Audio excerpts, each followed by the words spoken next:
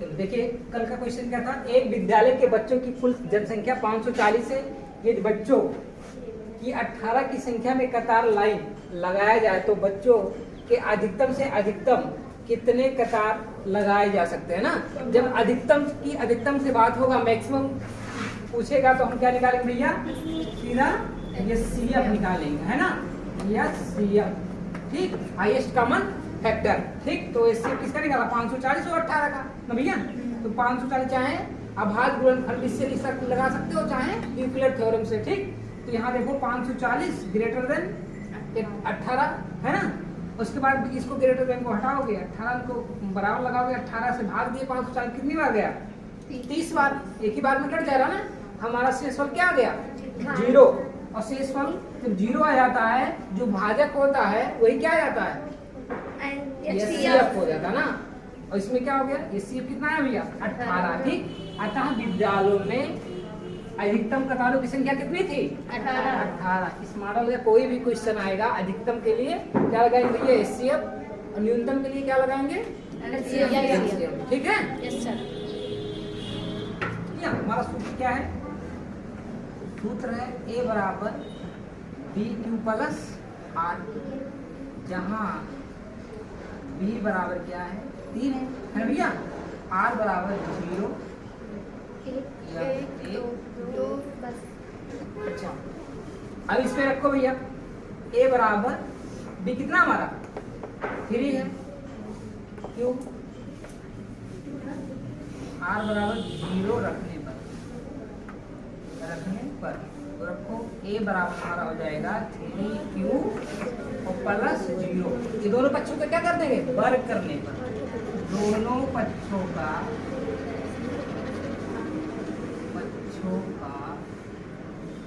वर्ग करने पर, ठीक, समझ में आ गया। दोनों पक्षों का वर्ग करोगे तो ये स्क्वायर आ गया, ठीक। यहाँ क्या जाएगा, 3Q का वर्ग हो जाएगा, तो A का स्क्वायर बराबर क्या आ जाएगा, 9Q का स्क्वायर, ठीक भैया, इतना आ गया।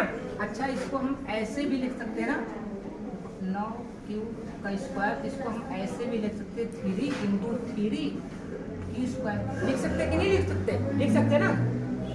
माना ऐसे, माना 3Q स्क्वायर बराबर यम, इसको मान लें हम क्या, यम। तो A यम हमारा देखो सिद्ध हो गया, चिल्लाया, वर्ग मिल गया, मिल गया ना। देखो यहाँ चिल्लाया क्या, मूल वर्ग, देखो A स्क्वायर रखो भैया, R बराबर 1। हमारा सूत्र क्या है, सूत्र है क्या, A बराबर BQ प्लस R,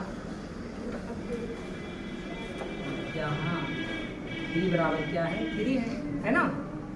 A बराबर 3Q प्लस 1, ठीक। दोनों पक्षों का क्या कर देंगे, वर्ग करने पर, दोनों पक्षों का वर्ग करने पर, तो ये स्क्वायर हो जाएगा, ये स्क्वायर 3Q प्लस 1 का होल स्क्वायर। अच्छा यहाँ देखो क्या लग जाएगा, A प्लस B का होल स्क्वायर का सूत्र लग जाएगा ना भैया। अच्छा A स्क्वायर बराबर ये स्क्वायर करोगे तो 9Q का square plus B square plus 2AB मतलब 6Q हो जाएगा, ठीक। तो A स्क्वायर बराबर क्या लिख सकते हो, 9Q स्क्वायर और प्लस 6Q प्लस 1, 3 कॉमन ले लो, A स्क्वायर बराबर 3 कॉमन ले लो, 3Q स्क्वायर और प्लस 2Q प्लस 1, इतना बचा है ना, ठीक है ना। देखो कॉमन लिए, ठीक। माना 3Q स्क्वायर प्लस 2Q बराबर यम, तो A स्क्वायर बराबर क्या हो जाएगा, 3M प्लस 1, ठीक है ना। अब इसको मान लो समीकरण 1 और समीकरण 2, तो समीकरण 1 और 2 से क्या होता है, सिद्ध हो जाता है। उलट विभाजन प्रमेय से का प्रयोग करके दर्शाइए कि किसी धनात्मक पूर्णांक का वर्ग किसी पूर्णांक m के लिए, ठीक, 3m या 3m प्लस 1 के रूप का होता है, ठीक। तो सूत्र क्या हमारा भैया, A बराबर BQ प्लस 8, ठीक है ना। अच्छा ये किसका सूत्र है? यूक्लिड थ्योरम का है ना। अब जहां b बराबर क्या दिया है इसमें 3 दिया है, r बराबर 0 1 2 3 रख सकते हैं। कहाँ? क्योंकि ये जो भाजक है भाजक से बराबर या भाजक से कम छोटा ना। अच्छा r बराबर हम पहले रखें कि r बराबर 0 रखने पर, ठीक। तो r बराबर 0 रखें तो हमारा समीकरण बना क्या? a बराबर 3q + 0। अब दोनों पक्षों को वर्ग करने पर, क्योंकि कह रहा है ये क्वेश्चन पूर्णांक का वर्ग है ना, तो दोनों पक्षों को हम वर्ग कर दिए तो हमारा क्या निकल गया? a² बराबर 9q²। अच्छा 9 को हम क्या लिख सकते हैं? 3 × 3 लिख सकते हैं, 3 × 3 q²। और जहां मान लिए क्या 3q बराबर q² बराबर क्या मान लिए? यम। तो जब हम 3q² बराबर यम मान लिए तो इसके तरफ हम यम रख सकते हैं, तो ये स्क्वायर बराबर 3m। समीकरण 1 बन गया। इसी तरीके से r बराबर 1 रखने पर सूत्र क्या है? a बराबर bq + r, ठीक। इसी पे रखना है, ठीक भैया।